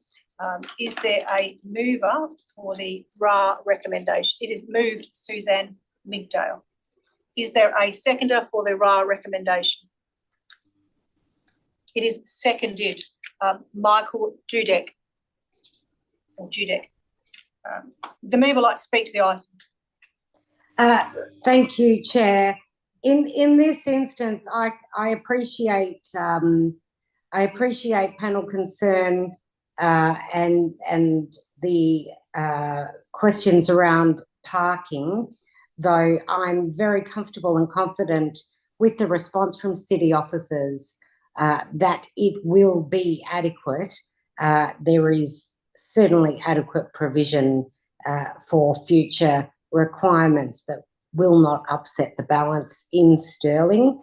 And again, given its close proximity to public transport, to various modes of public transport, I can't see it being an issue. I'm also comfortable with the design. I feel that it is a neat and orderly design. The landscaping is adequate, though of course I'd like to see more than the one tree. However, they are in this instance committing to the minimum expectation. Of course, we would like to see that superseded as we are attempting to grow our tree canopy whilst providing infill, and it is a balancing act. So I just wanted to make that point. Aside from that, it checks all boxes in my opinion. I can see no reason to not move forward and support this recommendation. Thank you. Thank you. Would the seconder like to speak to the item? Just very briefly, just to thank the applicant for working with our officers. I'm the same. I feel comfortable if the City of Stirling is with the parking situation, and yeah, the design looks good. Looking forward to it going up. Thank you. With any other speakers on the item? Yes.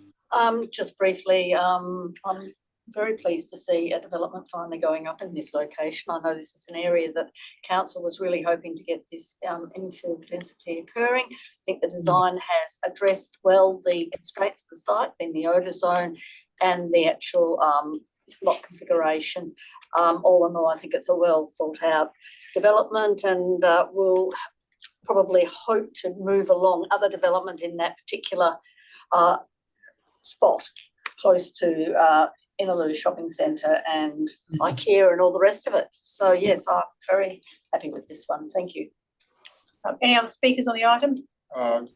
Just very briefly, yes, I agree with all of that. I think this is a pretty good looking building. I think it's a good density, and I think it hopefully will, yes, I agree. I hopefully it will start to move development along in this area because it's really needed. So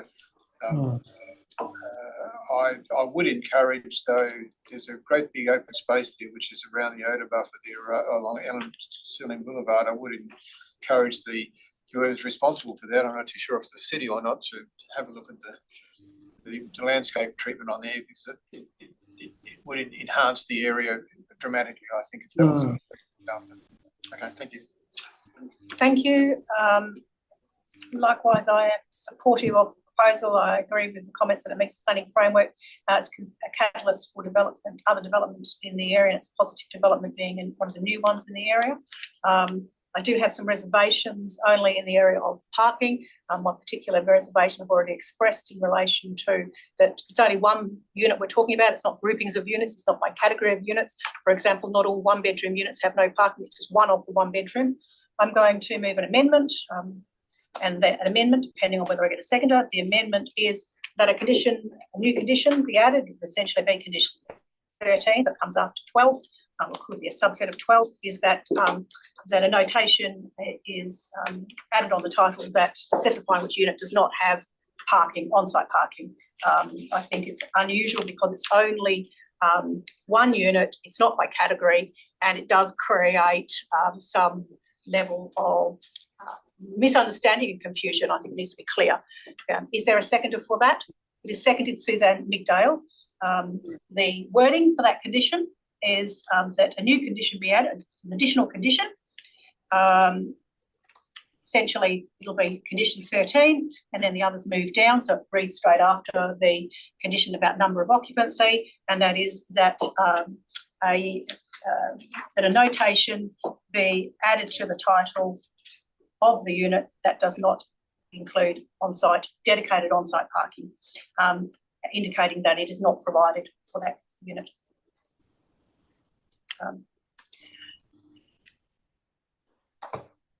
Seconder, did you speak to the item already? Did you just move it? Sorry. No, I don't need to. You've said enough. Thank you, Chair. Any other speakers on the amendments? It's Amendment 1. Yes. Yes, John Syme. Look, I'm uncomfortable with this. I don't think it belongs on title. I think it belongs on a strata management agreement. I don't think it belongs on a title of the unit at all. So I'm quite uncomfortable. Thank you. Any other speakers? If there are no other speakers, I'll go back to move and right of reply. I've said all I need to say. I think it's fairly clear the rationale why. I've requested it.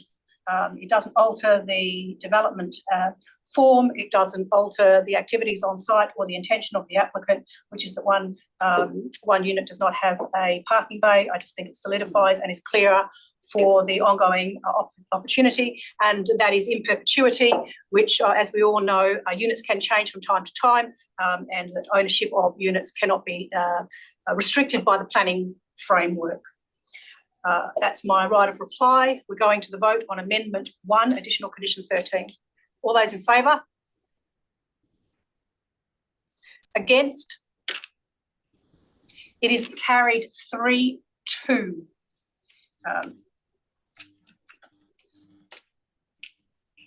We now move back to the agenda. We move back to the, I think everybody's spoken. We move back to the mover of the substantive motion, which is Member Suzanne Migdale, for right of reply and close of debate. Nothing further to add. Thank you. We are now going to the vote on the substantive, including Amendment 1. All those in favour? Against? It is carried unanimously.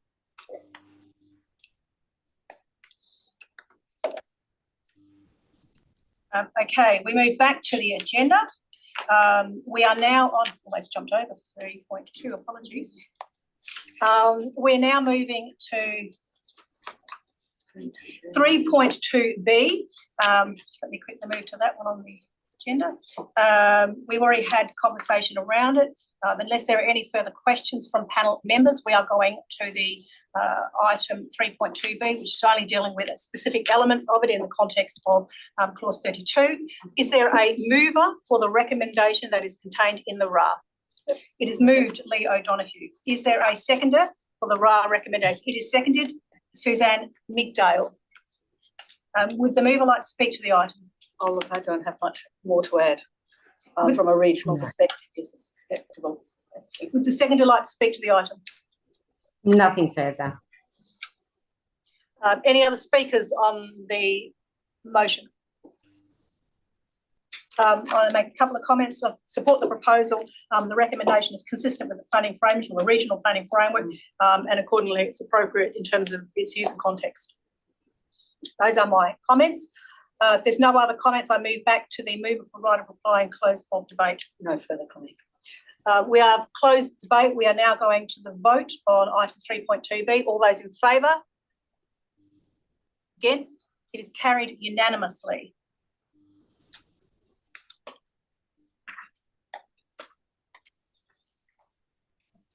We now move back to the agenda. We are now at part D. The SAT administrative tribunals are listed in the agenda. I don't have any commentary to make on those. I have no general business commentary, and accordingly we close today's meeting at 11:37 a.m. Thank you, everybody. Thank you. Thank you. Have a great day, everyone.